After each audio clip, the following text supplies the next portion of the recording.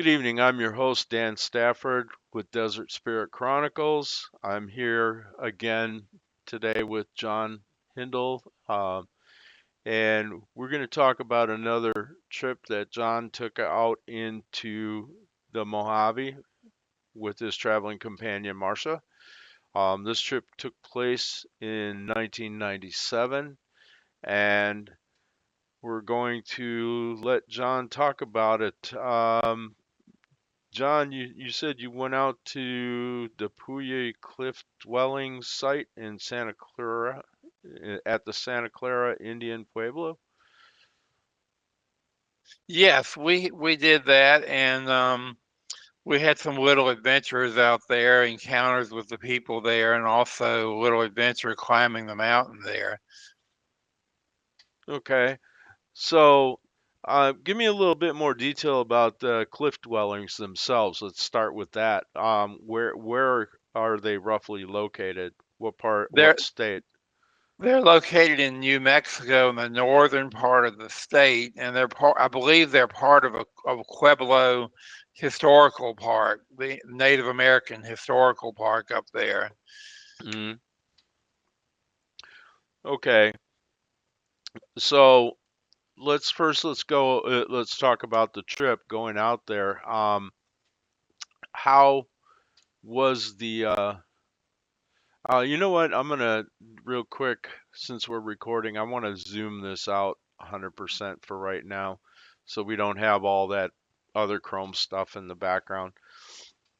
Okay, so um when you guys were preparing for the trip, what kind of car were you going in? We were driving in a little Chevy car that I got a while back. It was kind of a small car, but it took us where we needed to go. So Okay. All right, just a regular two-wheel drive. yeah, it Kind was of. a regular two-wheel drive.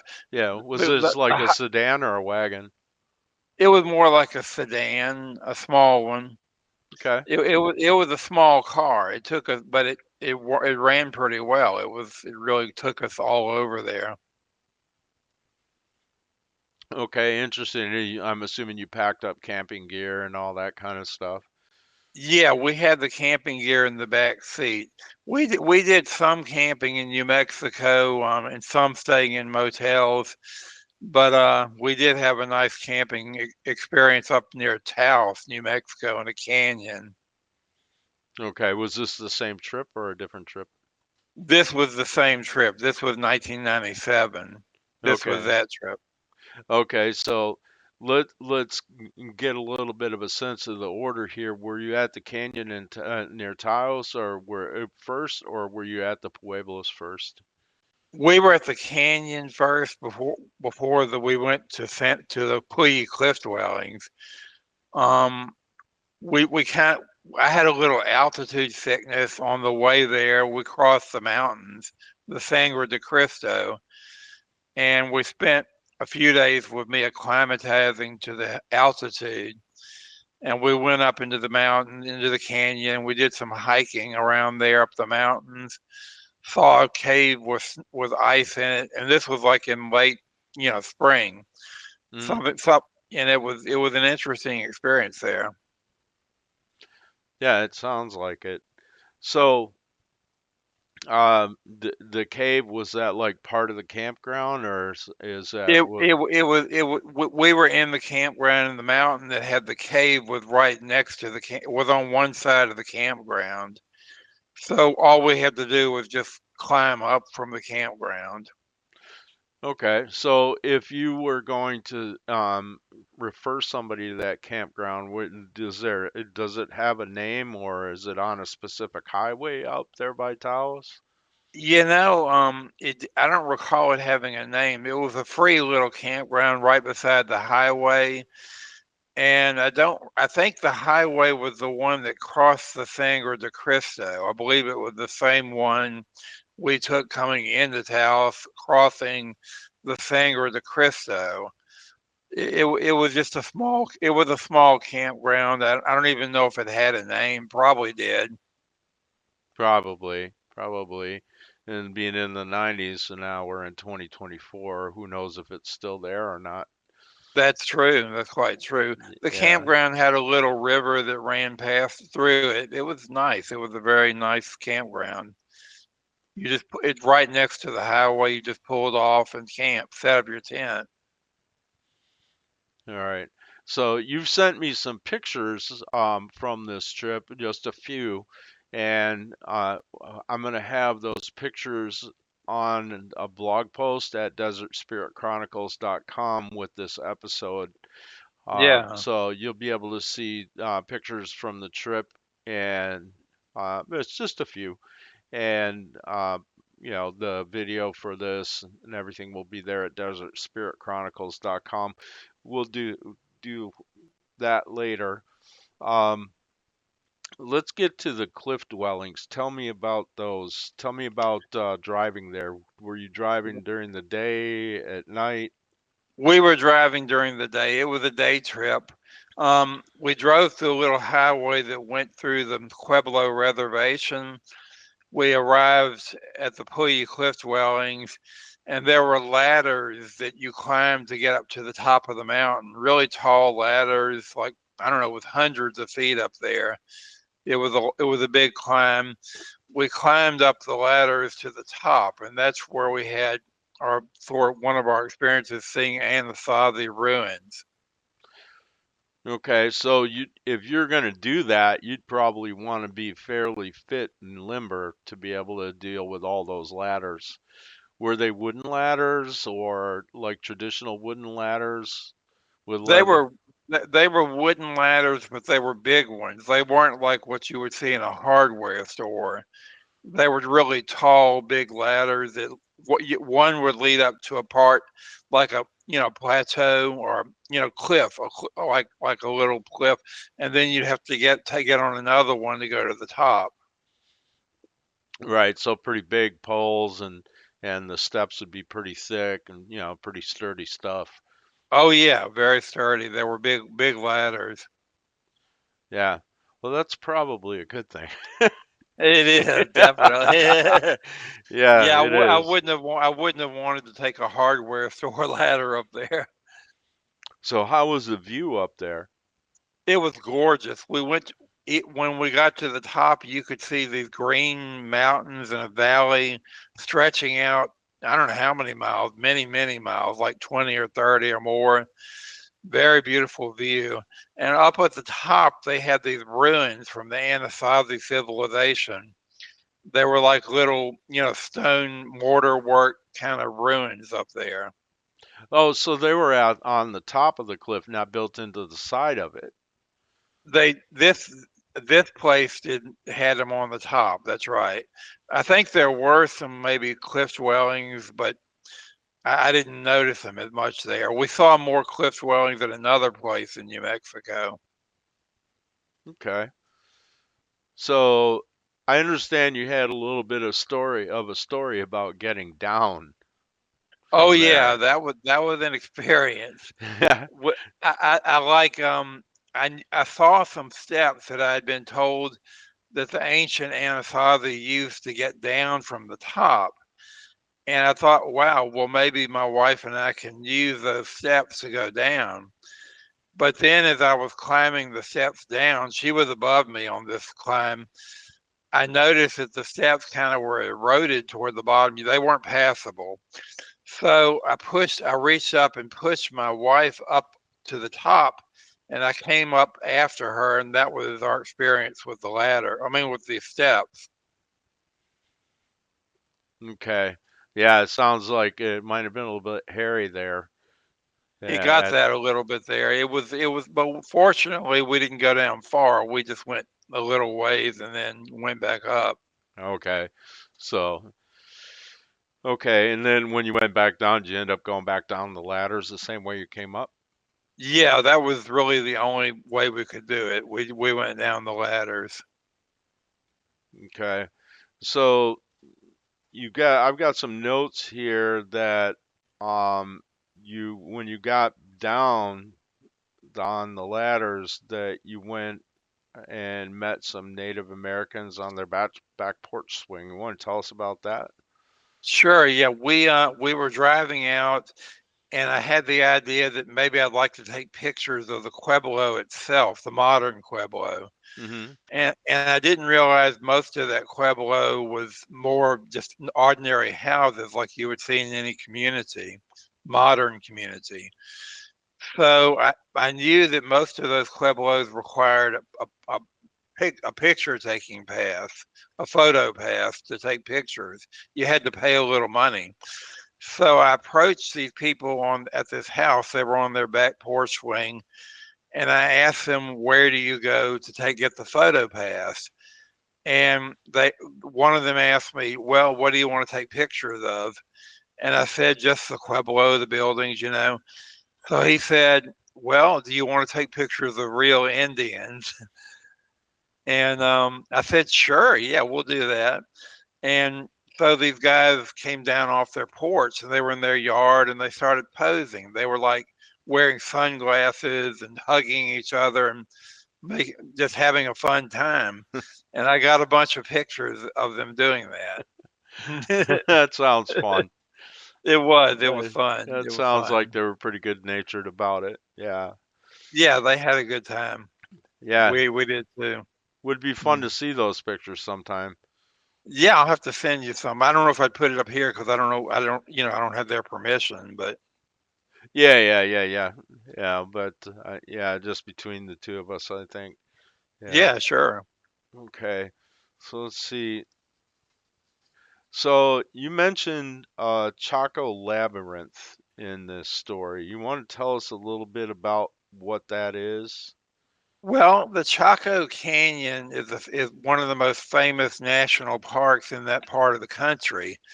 It's a bunch of ruins from the ancient Anasazi. It was like the headquarters, the central place of the Anasazi civilization about 1,000 years ago.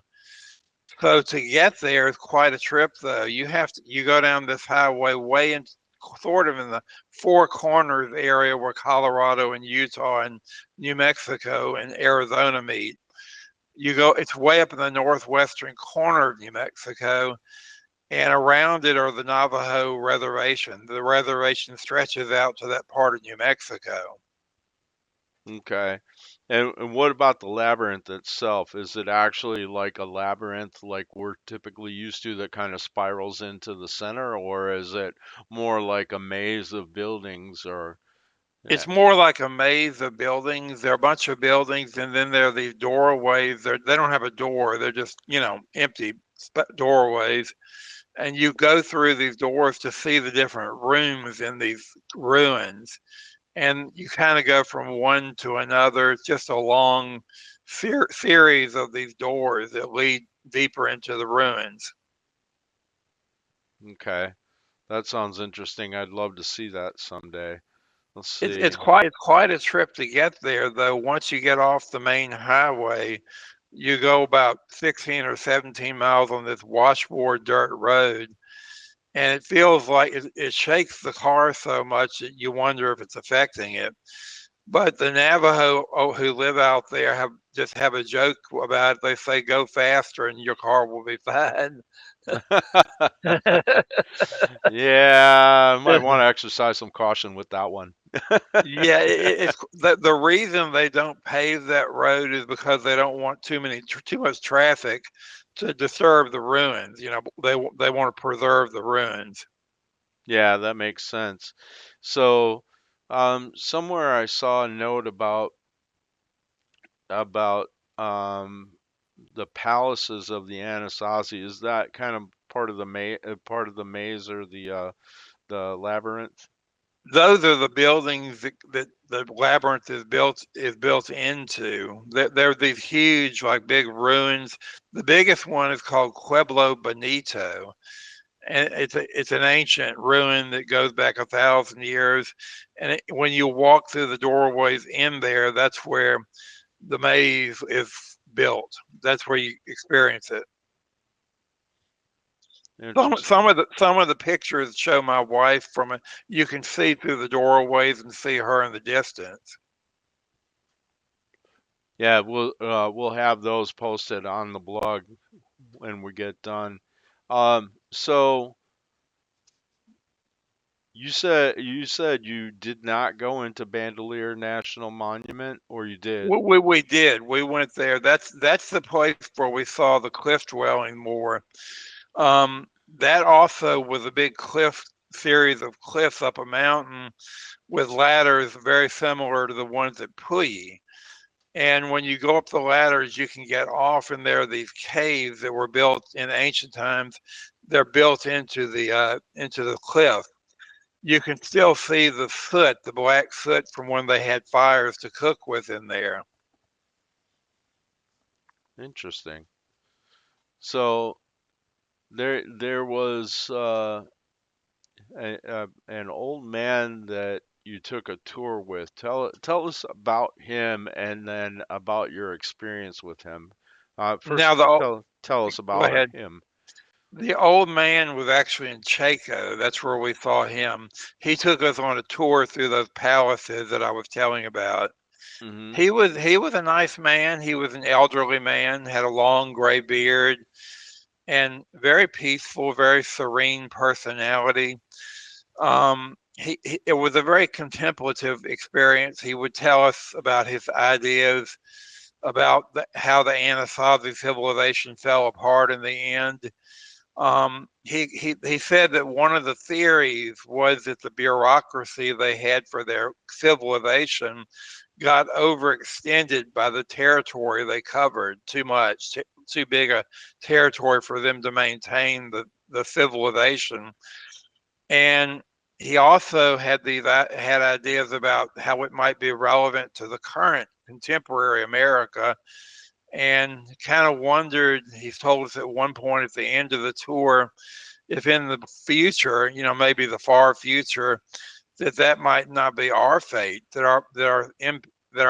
our civilization might get too far extended, so that it might not stay together. Yeah, one has to wonder. Yeah, I mean, we have yet to meet the civilization on this earth that has lasted forever.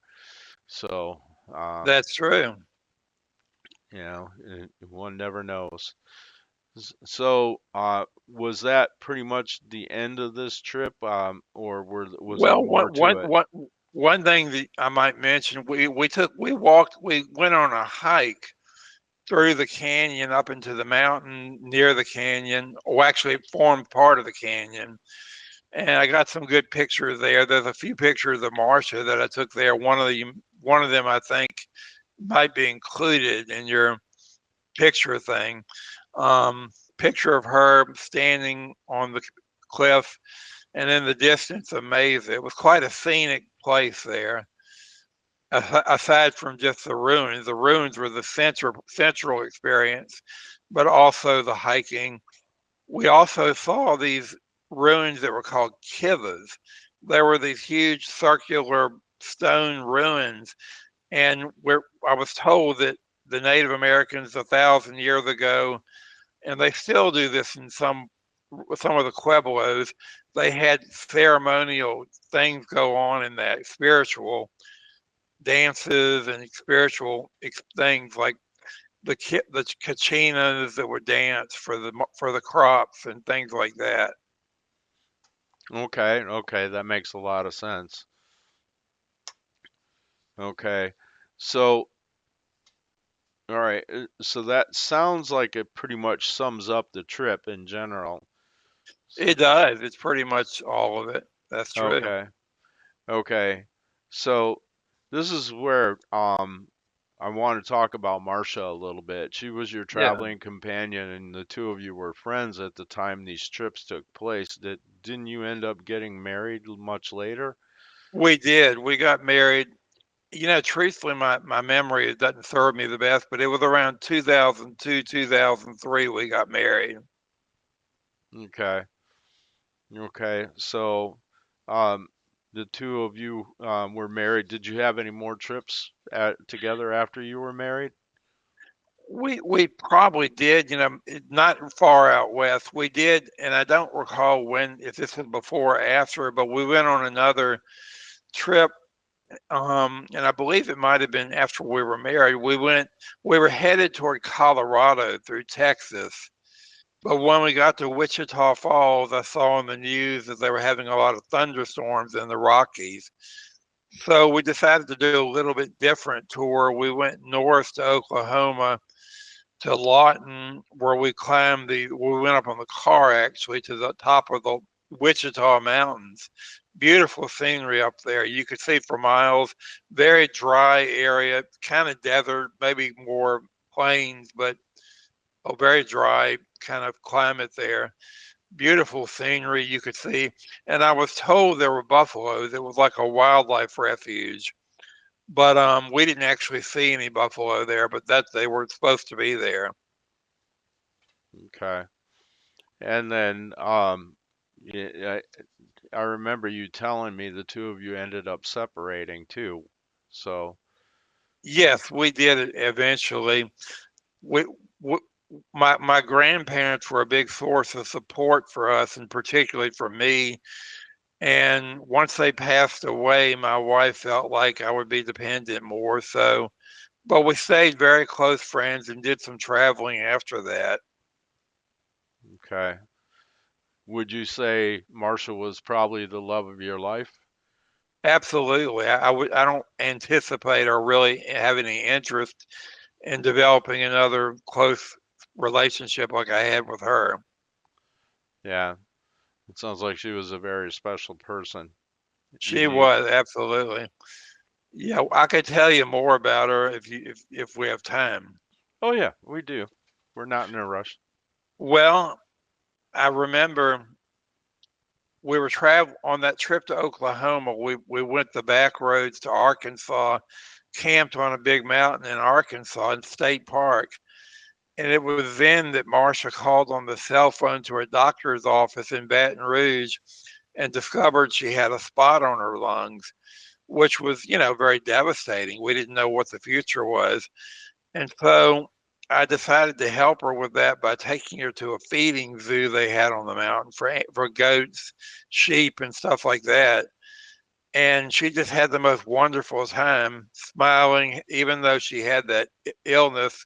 She found her greatest strength and greatest, relief from problems by nurturing either animals or people. That's what the kind of person she was.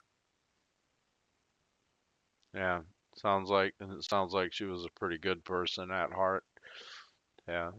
Oh, absolutely. Yeah, she was very, very good person. I think everybody saw that in her who knew her.